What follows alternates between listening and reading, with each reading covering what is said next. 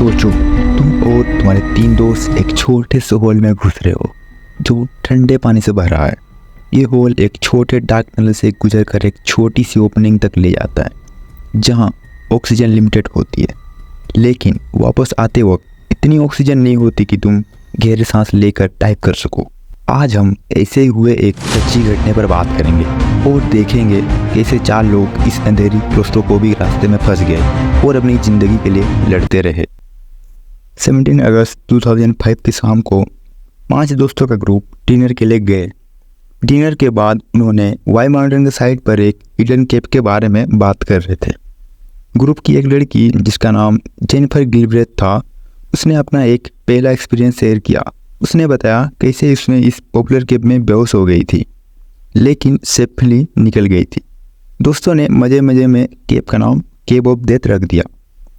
आखिरकार दोस्तों के इतने मजाक बनाने के बाद जेनिफर ने अपने दोस्तों को कन्विंस किया कि वो इस एडवेंचर को ट्राई करे, ये कहते हुए कि वो 15 फीट की डिस्टेंस को सांस रोककर पार कर लेंगे। ब्लैक डोनर, स्कॉट मैकडोनल्ड और एरियल सिंगर ने एडवेंचर के लिए हाँ कर दी, लेकिन 5वां दोस्त जो कि जोसेफ फर्गुसन था, उसने केव के रॉकी माउंटेन में घुसने से मना कर दिया। वो बाहर रुकने और उनके वापस आने का इंतजार करने का सोचा। इनिशियली केव इतनी इन्वेंटिंग लगती नहीं। पानी से भरी सरफेस और 4 फीट के हाइट के साथ एंट्री करना मतलब क्रोच करना और 100 फीट के इंट्रेंस टनल से सोलो स्ट्रीम के थ्रू गुजरना। जो लोग हिडन केव को पहले से जानते हैं वो इस चैलेंज की तरफ अट्रैक्ट होते हैं। केव का सीक्रेट सेक्शन एक 18 बाई 24 इंच का वाटर फिल होल है। जो लोग पहले इस केव में गए हैं वो कहते हैं कि अंडर वाटर टनल में इजीली डिसओरिएंटेड और पैनिक हो सकते हैं। उस रात ग्रुप ने इस कोल्ड और अनवेलकमिंग केव को चैलेंज करने का फैसला किया। लगभग सुबह के 4 बजे वो लोग केव एरिया पहुंचे। एक पॉइंट पर ग्रुप ने सिर्फ एक फ्लैश लाइट के साथ राइट की तरफ एक वेट पाथ को फॉलो किया। 50 फीट के बाद एक ओपन स्पेस पे पहुंच गए जहां से एक होल अंडर वाटर टनल में जाता था। एक एक करके उन्होंने हिम्मत करके छोटे से अंधेरे रास्ते में घुसना शुरू किया। 15 मिनट तक तुम पहले जाओ के बाद जेनिफर ने लीड ले लिया। उसका सिर पानी के नीचे गया और छोटी सी लेयर क्रिएट हुई।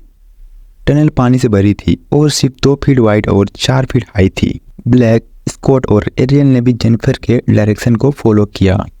टनल में एक रोप था जो एंट्रेंस के एक रॉक पर बंधा था और दूसरा एंड पर एक लकड़ी पर।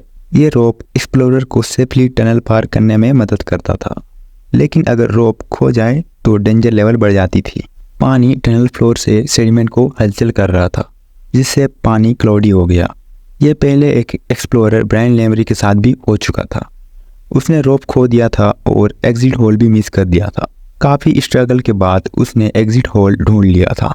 सुबह के 5 बजे जब चारों सक्सेसफुली इनर चैम्बर पहुंच गए, उन्होंने एक और ओपनिंग से सांस ली, एक छोटी और सीमित जगह में जहां पानी उनके चेस्ट तक था और सीलिंग धीरे धीरे पतली हो रही थी।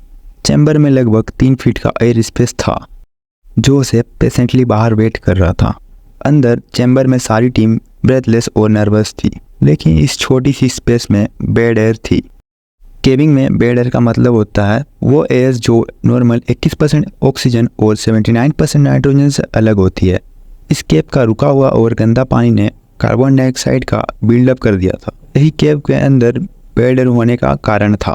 ग्रुप ने जल्द ही रियलाइज किया कि सांस लेना डिफिकल्ट हो गई है और उन्हें इमीडिएटली निकलना पड़ेगा।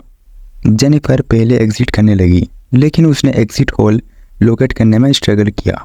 ऑक्सीजन लेवल के 10 से 12% होने पर वो सिर्फ 1 मिनट ही सांस रोक सकती थी। 45 मिनट के बाद जोसेफ, जो कि बाहर था, उसने केव के अंदर क्रोल करने का फैसला किया, लेकिन उसने कुछ नहीं देखा। नर्वस होकर उसने अपने दोस्तों को कॉल किया और 625 AM पर पुलिस को कॉल कर दिया। जेनिफर की स्ट्रगल से अनजान एरियल, ब्लैक और स्कॉट इनर केव में सफोकेट हो रहे थे। एरियल ने एग्जिट होल ढूंढने की कोशिश की, लेकिन तब तक पानी क्लाउडी हो गया था। ब्लैक और स्कॉट को भी ब्रीथिंग और सर्वाइवल का चैलेंज फेस करना पड़ा। रेस्क्यू टीम ने पानी पंप करना शुरू किया और ऑक्सीजन पंप किया ताकि अगर विक्टिम जिंदा हो तो उन्हें ऑक्सीजन मिल सके। 4 घंटे के बाद रेस्क्यू टीम ने पहली बॉडी टनल के अंधेरे में पाया। अब उसकी हालत ऐसी थी कि उसे बचाया बिल्कुल भी नहीं जा सकता था। जेनिफर का बेजान शरीर टनल के अंदर पानी में तैर रही थी। एरियल, ब्लैक और स्कॉट को एग्जिट होल के सामने पाया गया। जेनिफर की बॉडी शायद उनका रास्ता ब्लॉक कर रही थी। एक बॉडी टनल के फ्लोर पर थी और दूसरी 2 फ्लोटिंग कंडीशन में थी। पोस्टमार्टम में बताया कि उनकी मौत पानी में डूबकर हुई है। इसके बाद गवर्नमेंट ने केव के एंट्रेंस को अब कंक्रीट से भर दिया ताकि आगे चल के कोई इसे दोबारा ना करे। ये कहानी याद दिलाती है कि एडवेंचर कितना खतरनाक हो सकता है और हमें हमेशा सतर्क रहना चाहिए।